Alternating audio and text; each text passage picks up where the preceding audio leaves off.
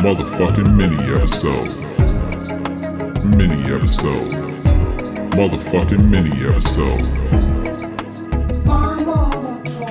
Tell me what's really going on. Drizzy back up in this thing. I'm ready. What's happening? There it is. There it is, ladies and gentlemen, Gentiles and little mamas alike. Welcome to another phenomenal episode of My Mama Told Me. The podcast where we dive deep into the pockets of black conspiracy theories. And we finally worked to prove the theories that you, the listener, have at home. It's a motherfucking mini episode, bitch. Welcome. Bitch. Is it you saying it's a motherfucking mini episode just with the voice on? Yeah, Justin did that before I had the modulator, before I could do this shit all by myself. Justin, our brilliant editor, did that all by himself before me. I was playing with that voice. We got a karaoke machine in the house. Yeah. And it does that voice and it does baby voice. Ooh, I've been having a good time. You mean this bad boy? Yeah, it's so fun. It's all nice. I can make it a deep voice, baby. I can make it a weird robot, baby. I can do whatever you want. Yeah. Hey, it's pretty cool. Wow, so fun. Technology. That's not what we're here to talk about. No, we got an email from a listener, a person by the name of Brittany, sent us a very concise, very to the point email. Brittany wrote conspiracy theory about nightmares as a subject line. And then she said, "Hi, Langston and David. My mama told me that telling someone about a nightmare that you had on an empty stomach will make it come true. Please consider discussing this on the podcast. Thanks, Brittany." Formal. I love it. She said, I have a subject.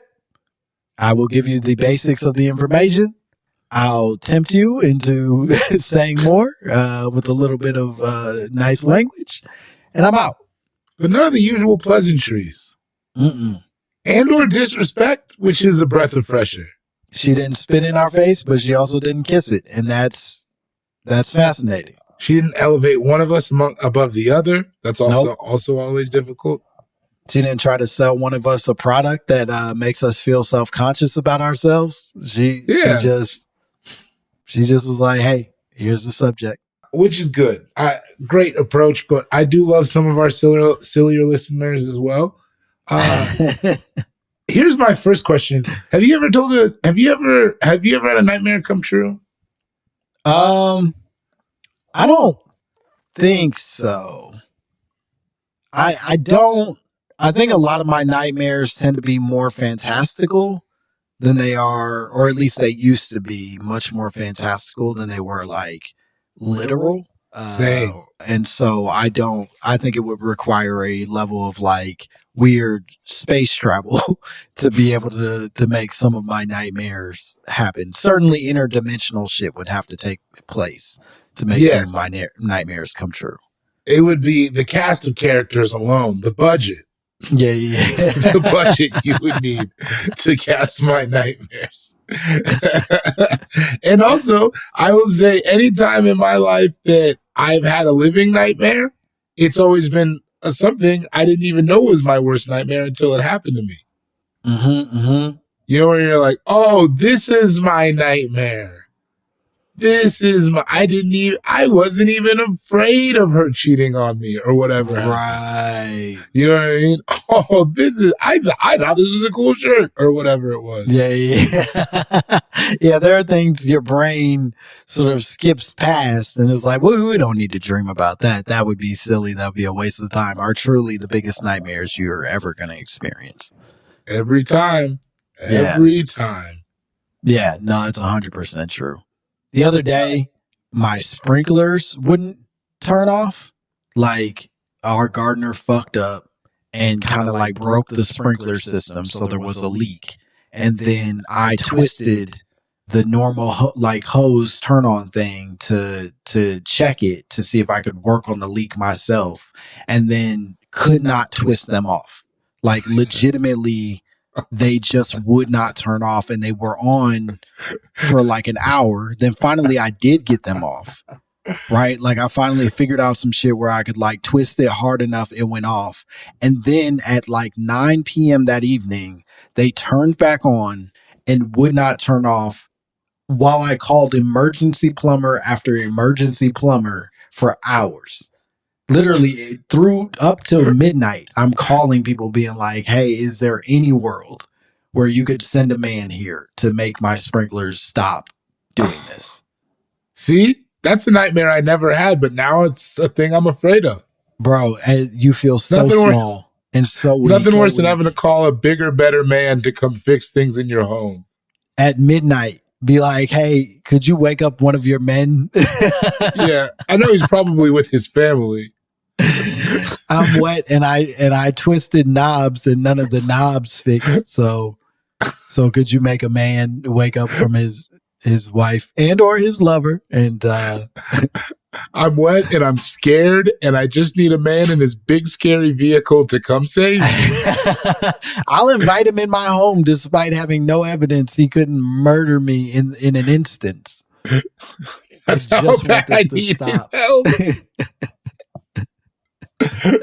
Oh man. God, I gotta learn a trade. No, it's embarrassing. So yes, I agree with you that your nightmares are sometimes far more far-reaching than your brain is actually capable of finding. Yeah, I feel like also some of my nightmares, I have a lot of times though where a nightmare will be literally a thing I'm worried about, but my worries are not necessarily reality. Mm-hmm, mm-hmm. You know what I mean? The things I'm scared of oftentimes aren't based in any type of like reality, perceived or otherwise. Yeah. So it's like, I don't feel like I run the risk of this, but I am interested because aren't most dreams on an empty stomach? I think what she's saying is if you tell somebody about your nightmare while you have an empty stomach, not the dream itself. Oh. So it's not like if you go to bed hungry and then you have a nightmare, it'll come true. Yeah. It's if you wake up and tell your spouse or whatever, baby, I had a nightmare. I had a bad dream. Yeah. I dreamed that the plumber came to the house and then he killed us or whatever. Right. Then somebody's going to come in your house and kill you is the theory. I don't know that I believe in this, but this is also because I don't tell a lot of people my nightmares. I don't ever tell anybody the horrors that happen in my head at night or otherwise a lot of the times, which is why I struggle in communication and relationships. But that's my business. The point is, it feels to me like an idiom, a sort of like a wives' tale, if you will, that's more about treating your community kindly. Do you know what I mean? That like, as far as not telling people your nightmares, not telling people your nightmare while on an empty stomach feels like, bro, don't wake me up with that shit. Do you know what I mean? Like, don't just corner me in the beginning of the day telling me some weird shit that's in your head. Sit me down for a meal. Let's be decent to each other and make this communal. Let's make this about building bonds and relationships, not me like rounding a corner to go to the bathroom and you're like, I saw spiders in my brain last night. Fuck you. I like that. I think that's the kind of the best takeaway you could get from this is because I also don't tell anybody what's going on up here. It's an action I find to be not safe.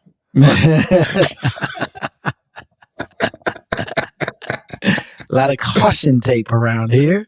Yeah. If I lose my grip, I'll slide off and die. So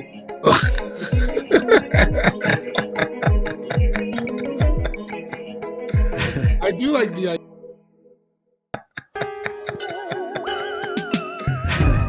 the idea of the community of it. I think that's the best takeaway from it.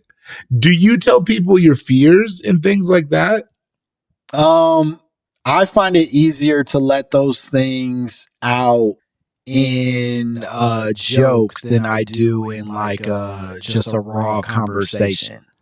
Same. Do you ever find yourself making a joke that is too real though?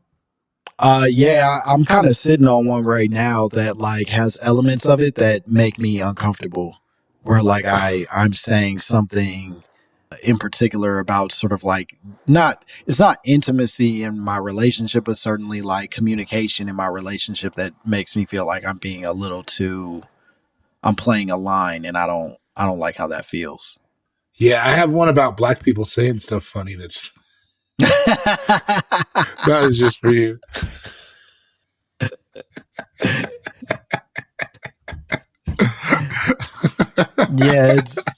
Yeah, I get it. Where you're like, damn, I let this. It's also hard, I think, and this is starting to get into a more complicated conversation than certainly Brady was asking for. But That'll be fine. We only have 3 minutes left. I think it's also hard because you fear saying something on stage that you have not even yet been willing to say to your partner. And that becomes sort of not just an invasion of privacy, but almost an outing of an intimacy that you didn't share together. And then that becomes like this dangerous thing of, oh, I thought I was just expressing myself, when in fact I was sabotaging an otherwise potential healthy conversation we could have with each other. Yeah. See, this is the guy who's done the work, ladies and gentlemen. I haven't, though. I'm truly bullshitting my way through this. This conversation did get too real because I'm realizing now, I'm thinking about it, I don't tell anyone my dreams or otherwise. No, very rarely have I ever expressed my dreams to anybody. And that's, yeah. But I do agree with the sentiment that if you are going to tell me about your dreams, please do not make it something I just have to raw dog. You know what I mean? Feed me. Agreed. Treat me. Let us be doing something fun. Don't make this I woke up, I need to pee, but I got to stop to listen to whatever you got to tell me situation. And I like that. I think that in this one, that's definitely like a folklore type of a situation. If that's what we can draw from that, you know what I mean? The idea of not to use people as a dumping ground, to acknowledge you know what I mean? Acknowledge the give and take in a situation like that. I think ultimately that's a pretty positive one. And I think that this is like a good thing to kind of to keep in your mind then. Yeah. Because it's like, it's not saying don't tell people your nightmares. It's relax, give them some, you know what I mean? And I think give them a little space. It's good to be mindful, especially when you're dumping a burden or a problem on someone. Yeah, I think that's 100% fair. Don't look, not when I first wake up, not when it's like 11:30 before lunch. You know what I mean? We're all hungry. Mm-hmm. We've been click-clacking at this computer the whole time. We're all just trying to squeeze the last little bit of life out of ourselves, and we're desperate to isolate and refill our energy. Don't give me that shit right then, and not right before like you know what I mean, like a dinner right before bedtime. Like none of that shit. I want this shit at a time where we're having a cereal and a laugh. Perfect. Let's over a nice cup of Joe. I don't even drink coffee, but a cup of Joe sounds like, all right, I'll listen to this. A macchiato, and then I'll tell you how I dream about me killing my father. There's one of those jokes. Yeah.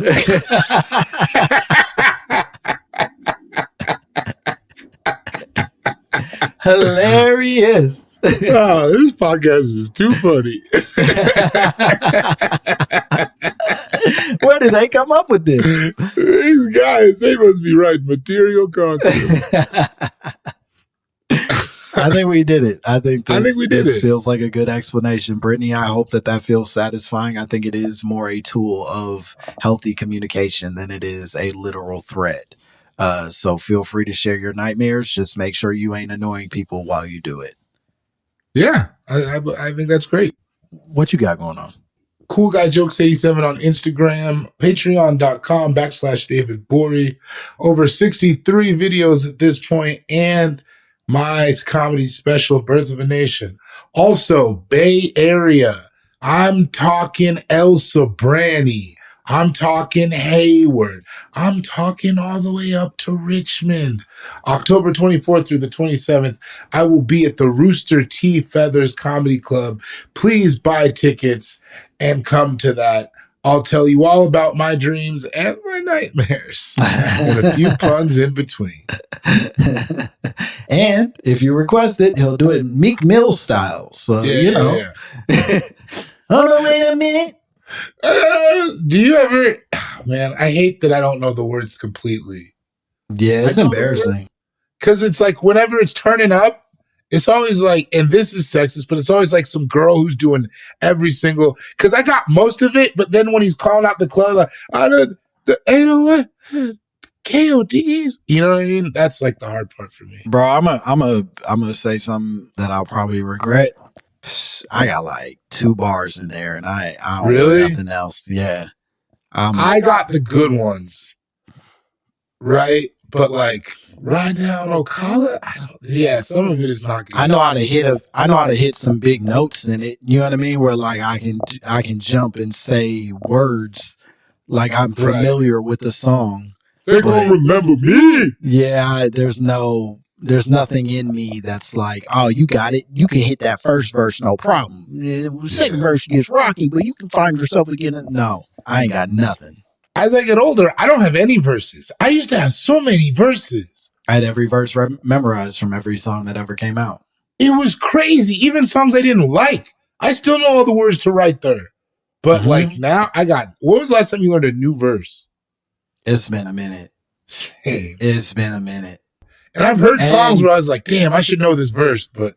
And by the time I sometimes learn the verse, it's embarrassing if I were to be like rapping along with it. You know what I mean? Remember that song from 8 months ago, y'all? Yeah, we're like. Sometimes you gotta pop out and show these.